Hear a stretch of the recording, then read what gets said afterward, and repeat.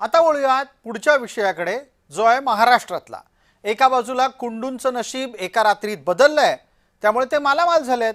दुसऱ्या बाजूला एका रात्रीत ठाकरेंचं नशीब कदाचित बेहाल होऊ शकतं का, याची चर्चा।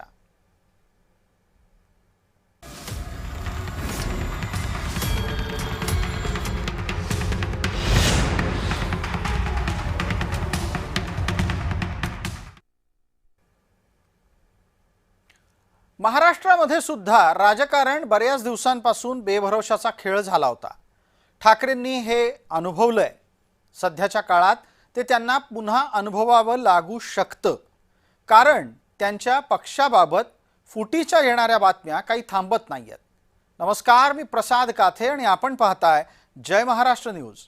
आजचा मुद्दा हाच की ठाकरेंचा गट एका रात्रीमध्ये बेहाल होणार आहे का। या निमित्तानं आपण आता सध्या घडणाऱ्या घटनांच्याकडे पटकन बारकाईनं पाहणार आहोत।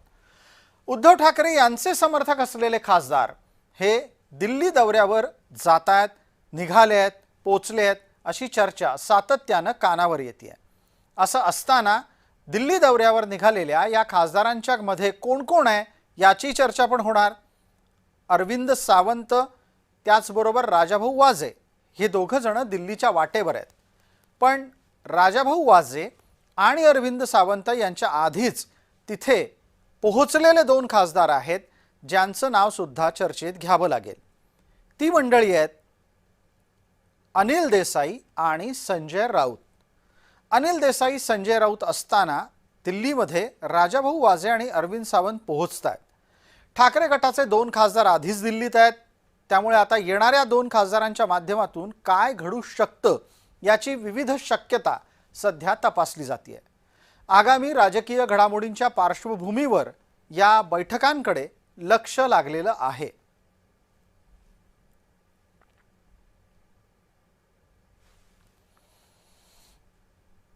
ही सगळी चर्चा आपल्यापर्यंत आणण्याचं कारण असं, कारण नुकतंच आदित्य ठाकरे यांच्या वाढदिवसाचं एक संमेलन मुंबईमध्ये भरलं।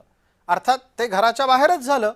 मातोश्रीच्या बाहेर झालेल्या या आदित्य ठाकरेंच्या वाढदिवस शुभेच्छा कार्यक्रमात बरेचसे खासदार पोचले नाहीत। उद्धव ठाकरेंनी लगोलग खासदारांची एक बैठक मुंबईमध्ये बोलवली होती, त्यालाही काही खासदार अनुपस्थित राहिले आणि तिथूनच पुन्हा एकदा ऑपरेशन टायगरची चर्चा सुरू झाली। उद्धव ठाकरेंच्यासाठी हा सगळा विषय अत्यंत आव्हानात्मक ठरलाय। उद्धव ठाकरे यावर अजून प्रत्यक्ष समोर येऊन काही बोललेले नाहीयेत, पण आदित्य ठाकरे त्यावर काही बोलतायत, म्हणतायत अफवांना बळ देऊ नका। एक तृणमूल काँग्रेसबद्दल पाहिलं असेल 20 खासदारांनी वेगळा गट फॉर्म करण्याचा प्रयत्न केलेला आहे। ही सगळी एहसान फरामोश लोक आहेत। जिंकले ममता दीदींच्या नावावर आणि आता लगेच सरकार बदलतं टुपुक टुपुक उड्या मारून पळताय। एक महत्त्वाची गोष्ट आहे की आमची केस जवळपास आता 4-4.5 वर्ष चालू आहे। राष्ट्रवादी काँग्रेसची देखील केस तेवढीच वर्ष चालू आहे। तसं पाहायला गेलं तर संविधानामध्ये ही खूप मोठी तरतूद आहे, मोठी घटना आहे की एखाद्या पक्षाचं फुटून चोरून कोणीतरी ते नाव चोरू शकतं, निवडणूक आयोग त्यांना सिंबल देखील देऊ शकतं। ही खूप मोठी गोष्ट आहे। 2022 मध्ये आपल्यासोबत जे झालं, आपल्या ते पुन्हा ऑपरेशन टायगरची चर्चा। अरे ऐका ना, आता हे operation tiger, operation lotus, operation leopard, operation monkey जे काय करायचंय ना, ह्याच्यात मला जायचं नाहीये। अफवांवर मी विश्वास ठेवत नाही। थोडं वेगळं होतं साहेब। माझं उत्तर हेच राहणार। उद्धव ठाकरेंचा स्वभाव हा सहसा आव्हानाच्या समोर झुकण्याचा नाही।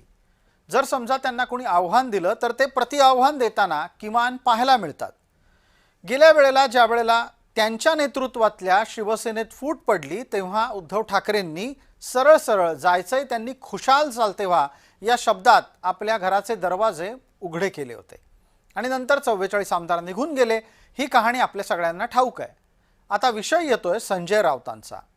संजय राऊत यांच्याबद्दल पक्षातली नाराजी लपून राहिलेली नाहीये, पण आता पुन्हा एकदा आपल्या गटाला सुरुंग लागतोय हे पाहिल्यानंतर संजय राऊतांना खासदारांना सल्ला देणं थांबवता येत नाहीये।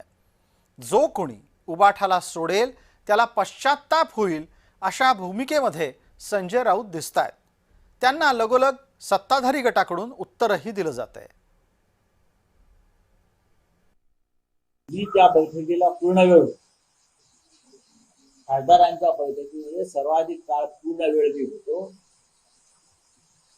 शिवसेना पक्षप्रमुखांनी अशा प्रकारचं कोणतंही वक्तव्य केलेलं नाही, हे मी ठामपणे सांगितलं. जायचं असेल त्यांनी जा, हे त्यांचं वाक्य त्यांच्या तोंडी घातलेलं आहे. माझ्या समोर मी तिथे असेपर्यंत ते असं बोलले नाहीत आणि ते असं बोलणार नाही. जनाब संजय राऊत यांनी असा दावा केला की उभाटा गटाच्या बैठकीमध्ये खासदारांनी अनाभाका घेतल्या, शपथा घेतल्या, परंतु संजय राऊत हे विसरले, शपथा घेऊन शिवबंधन बांधून माणसं टिकत नाहीत. खासदार आणि आमदार टिकवण्यासाठी शिवबंधन किंवा शपथा लागत नाहीत, तर त्यासाठी प्रेम, आपुलकी आणि माणुसकीचं बंधन लागतं. दुर्दैवानं उद्धवजी ठाकरेंकडे ना प्रेम उरलंय, माणुसकी उरली, ना आपुलकी उरली. या सगळ्या पार्श्वभूमीवर एक नवी घडामोड अशी आहे की अरविंद सावंत यांचं नाव पुन्हा एकदा खासदार फुटणाऱ्यांच्या यादीत आलंय. यापूर्वी ज्या वेळेला त्यांचं नाव आलं तेव्हा अरविंद सावंत चिडले होते. तो राग, तो संताप अरविंद सावंतांचा अजूनही कायम आहे.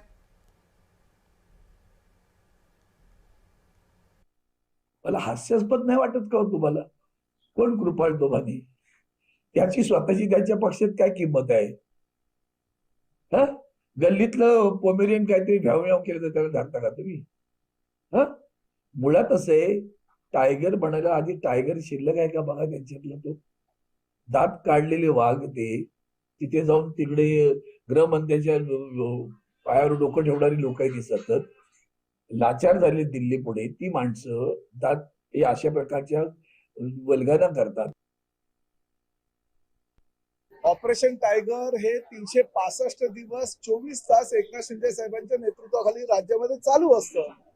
त्यामुळे खासदार प्रवेश घेणं किंवा आमदाराचा प्रवेश घेणं किंवा महापौराचा प्रवेश घेणं किंवा नगराध्यक्षाचा प्रवेश घेणं किंवा नगरसेवकांचा प्रवेश घेणं म्हणजे ऑपरेशन टायगर असं नाही. सर्वसामान्य कार्यकर्त्यांना सुद्धा जेव्हा प्रवेश दिला जातो, जेव्हा त्यांच्या पक्षामध्ये त्यांची कोंडी होते आणि एकनाथ शिंदे साहेबांच्या नेतृत्वाखालील शिवसेनेमध्ये आपल्याला कुठेतरी न्याय मिळतो, ही भावना जेव्हा सर्वसामान्य कार्यकर्त्यांना होते तेव्हा ऑपरेशन टायगरच्या माध्यमातून ते कार्यकर्ते हे शिवसेनेमध्ये प्रवेश करत असतात. एका बाजूला ठाकरे गटाची ही अवस्था असताना दुसऱ्या बाजूला एकनाथ शिंदेंच्या गटातल्या हालचालीही थांबत नाहीयेत. माजी प्रधान सचिव अनंत कळसे हे एकनाथ शिंदेंना भेटायला गेल्यामुळे अनेकांच्या भुवया उंचावल्या. एकनाथ शिंदेंची त्यांनी नंदनवन या त्यांच्या शासकीय निवासस्थानी भेट घेतली. कळसे आणि शिंदे यांच्यात काय चर्चा झाली ती कळसेंनी काही बाहेर येऊन सांगितली नाही, पण गटाची मान्यता आणि गट फुटीनंतरचं राजकारण यावर अनंत कळसे बोलताना आढळले.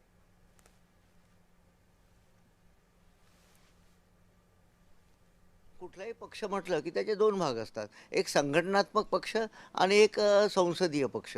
आता संघटनात्मक पक्ष म्हणजे आपल्याला माहिती आहे, जिल्हा परिषद आहे, लोकल अथॉरिटीज आहे, कॉर्पोरेशन्स आहे, नगरसेवक आहे, त्यांचे सगळे सदस्य आहे, ब्लॉक अध्यक्ष आहे, जिल्हा अध्यक्ष आहे, तालुका अध्यक्ष आहे, हे संघटनात्मक पातळीवरचा पक्ष हा झाला. आणि संसदीय पक्ष म्हणजे विधिमंडळात त्यांचे किती आमदार आहे किंवा संसदेमध्ये किती खासदार आहे, हा तुमचा संसदीय पक्ष झाला. या दोन्ही पक्षामध्ये 2/3 सदस्य जर वेगळे झाले, विशेषतः संसदीय पक्षामध्ये, तर ही फूट किंवा मर्ज गणलं जातं आणि हा वेगळा पक्ष म्हणून गणला जातो आणि या पक्षाने कुठल्या तरी एका पक्षामध्ये विलीन झालं पाहिजे, मर्ज झालं पाहिजे, असा त्याचा अर्थ आहे. आता एका बाजूला ठाकरेंचे खासदार फुटणार याची चर्चा आहे आणि दुसऱ्या बाजूला शिंदे ते खासदार फोडणार याचीही चर्चा आहे. पण फाटाफुटीचं पाप आपल्यावर नको म्हणून कदाचित शिंदेंच्या समर्थकांकडून वेगळी भूमिकाही मांडली जाते. उबाटाच्या नेत्यांनी म्हणजे उद्धव ठाकरे साहेबांनी हेही सांगितले की ज्याला जायचं त्याने जा, ज्याला राहायचं त्याने राहा. म्हणून त्यांच्यामध्ये एक वाक्यता कुठं दिसून आली नाही. आणि त्यांचे जे काही मोठे नेते आहेत, प्रवक्ते आहेत, संजय राऊत यांनी त्याच्या संदर्भामध्ये सगळं स्पष्टीकरण दिलं की आमचा कोणताही खासदार इकडे तिकडे गेलेला नाही, सगळं आमच्या संपर्कात आहेत. म्हणून आम्हाला त्यांच्या अंतर्गत काय चाललंय त्याच्यामध्ये आम्हाला नाक खुपसण्याचं काही कारण नाही. आणि आम्ही त्यांच्याकडे त्यात सिरियसली पाहत सुद्धा नाही. जर आपल्या पक्षातील खासदारांवर विश्वास नाही आणि खासदारांना सत्ता घ्यायला लावतायत, याच्यासारखं दुर्दैव ते कुठचं, यावरून समजून जायला पाहिजे उद्धव ठाकरेंनी की सत्ता घेऊन जर खासदार बरोबर राहण्याची गोष्ट करत असतील तर त्याच्यामध्ये कितपत तथ्य आहे याचा विचार जो आहे हा जनतेने पण करायला पाहिजे आणि उद्धव ठाकरेंनी पण करायला पाहिजे. जायचंय त्यांनी खुशाल जा असं उद्धव ठाकरे जरी म्हणत असले किंवा नसले तरीही खरा प्रश्न हा आहे की लोक सोडून का जात आहेत. तूर्तास इतकंच. आपण पाहत रहा फक्त जय महाराष्ट्र.